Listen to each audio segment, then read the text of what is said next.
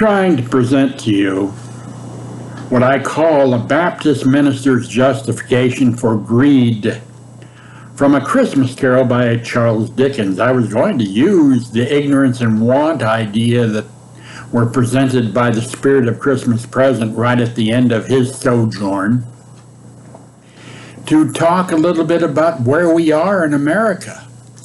And I thought, I read what this Baptist minister started to say, and I thought, oh, he's in agreement with me. I thought that would be wonderful.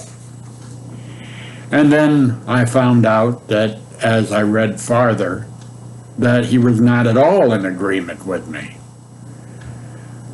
What is said here, this is the speech from Scrooge and the Spirit. "Forgive me if I'm not justified in what I asked," said Scrooge. He was looking intently at the Spirit's robe. "But I see something strange and not belonging to yourself protruding from your skirts. Is that a foot or a claw?" "It might be a claw, for the flesh there is upon it," was the Spirit's sorrowful reply. "Look here." From the folding of its robe it brought two children, wretched, abject, frightful, hideous, miserable.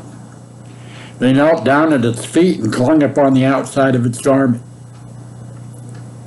"Oh man, look here! Look down here!" exclaimed the ghost. They were a boy and a girl, yellow, meager, ragged, scowling, wolfish, but prostrate,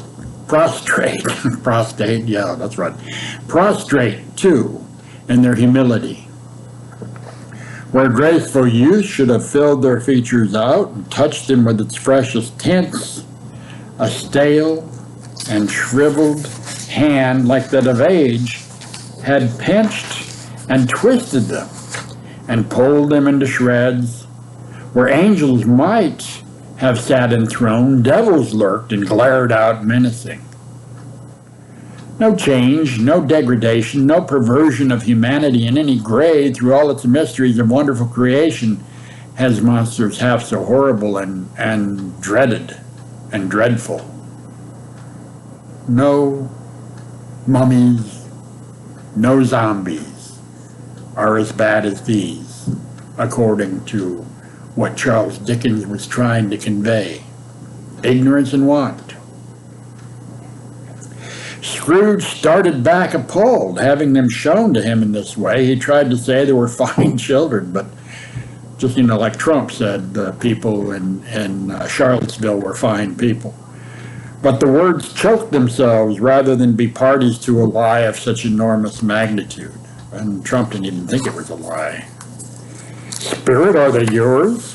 Scrooge could say or ask no more.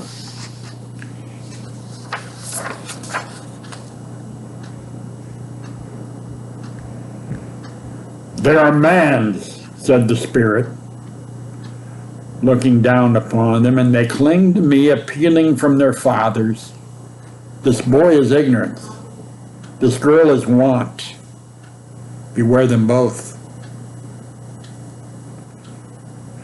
But most of all, beware the boy. For on his brow I see written which is doom, unless the writing be erased." "Deny it!" cried the Spirit, stretching out his hand toward the city.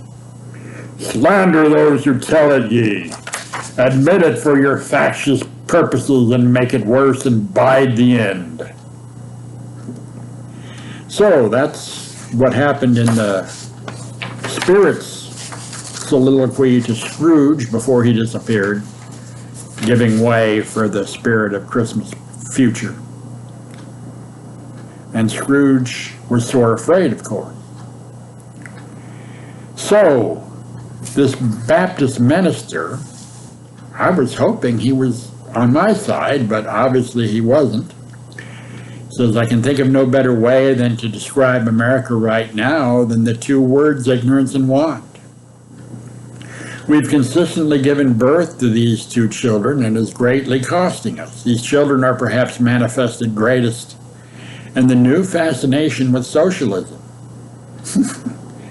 Socialism is an economic and political theory advocating collective or governmental ownership and administration of the means of production and distribution of goods. Works real well in Iceland, works in Denmark, works in quite a few places, but he didn't want us to think about that. Its hallmarks are the elimination of private property and redistribution of wealth through government programs. No doubt socialism has become popular because of want. Well, in a way, that's probably true. We want fairness and decency in our governmental activities. We want to be treated fairly and decently.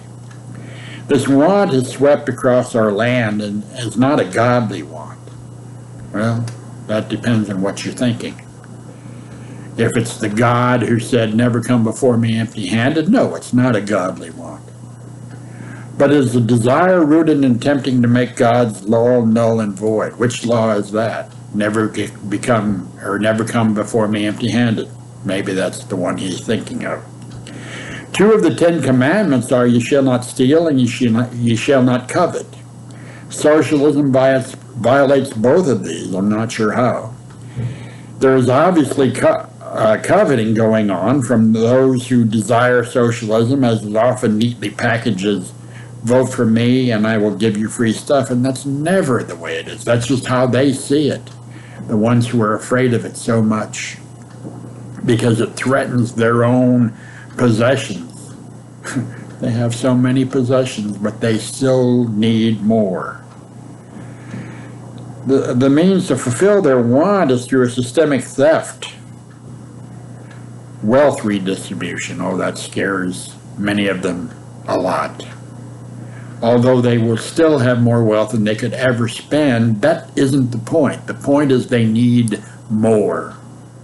Never come before me empty-handed. Again, this is that God's law that they're thinking about. In the 1940s and afterward a little bit too, Charles Spurgeon noted this of socialism. This is the Nazi type of socialism. When the principles of justice, law, and order shall have all been effectively sapped, we may possibly witness in some form of socialism similar to that which is so sadly spreading in Germany. That was totally different.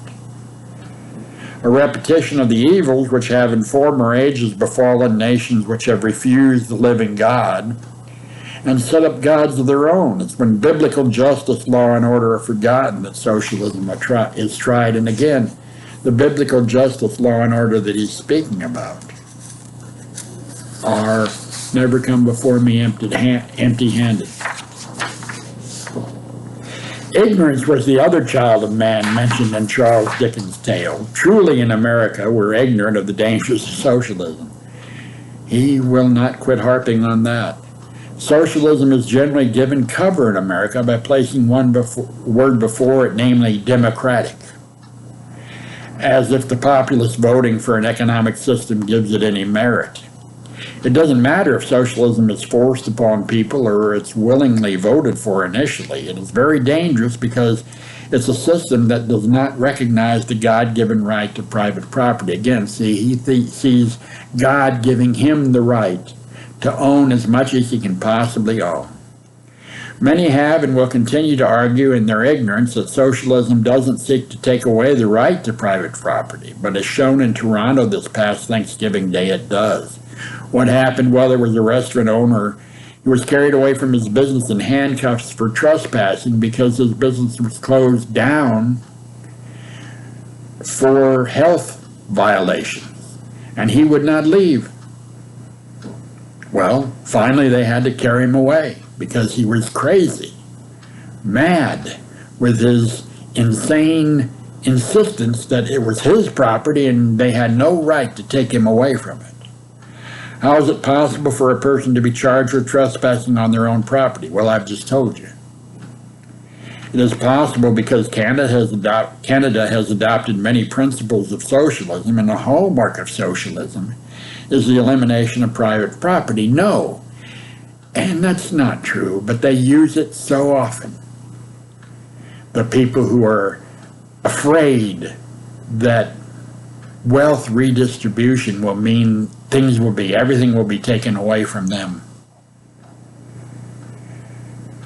Government control, he says, is needed to redistribute the wealth and fulfill the want of the people, but it comes through ignorance of the people as they allow their coveting to enslave them by giving up liberty for free stuff. See, he's saying that the poor people want free stuff.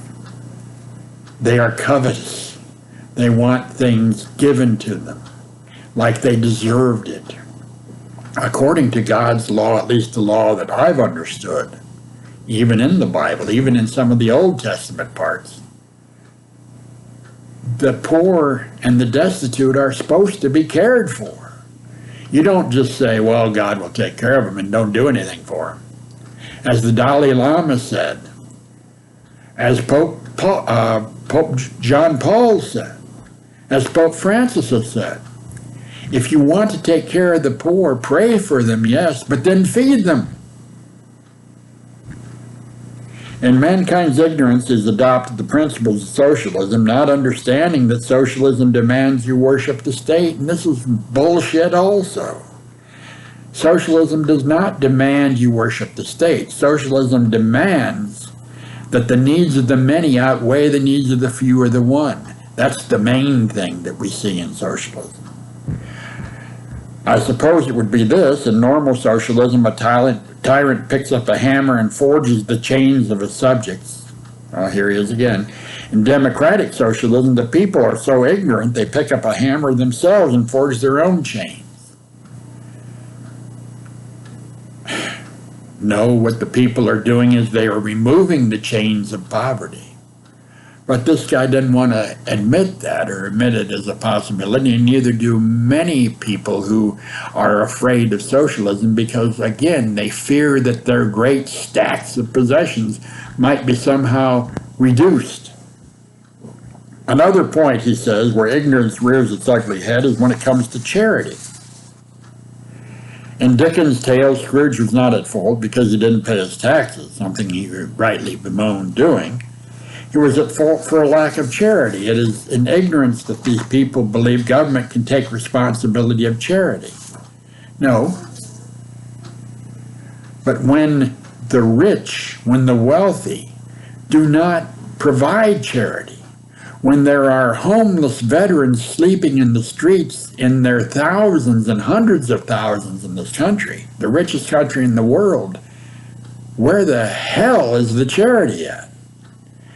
Many are pushing for socialism, he says, because they claim it is a loving or charitable thing, but a government is just an inanimate function of orders, restrictions, processes, and systems. A government cannot cry. It does not feel. It does not have flesh. A government is incapable of charity, and certainly incapable of Christian charity.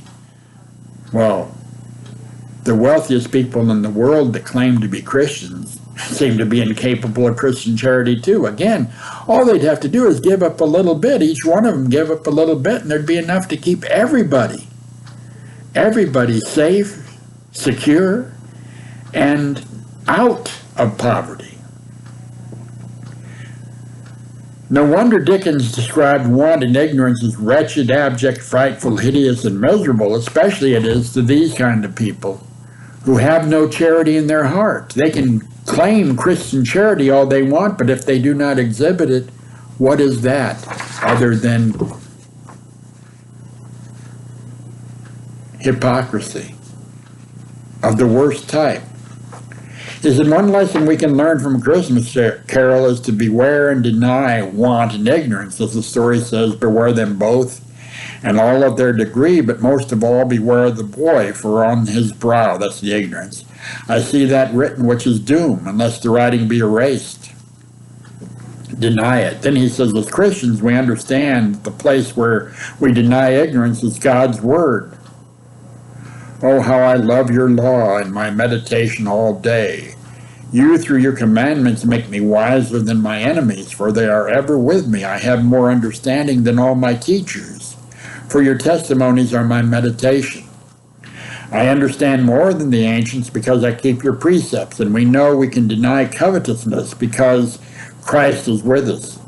That's in Hebrews 13:5. Let your conduct be without covetousness. Be content with such things as you have, for he himself has said, I will never leave you nor forsake you. Yet these people, the wealthiest people, the 1%, are never content with what they have. They always want more, and they don't care how many people are hurt from their covetousness. And yet they say that people who want enough, just want enough, are covetous, where they themselves are not. They just are following God's laws. I don't know what laws they're talking about, but they certainly aren't following the golden rule. Well, you think about this. You think about the fact that a lot of this idea, pushing against the idea of there being a wealth redistribution, or at least thinking that the needs of the many outweigh the needs of the few or the one, thinking that that is bad, is only because of greed and fear of losing that which they have in such abundance, and yet they are unwilling to part with any of it because they want more and more and more.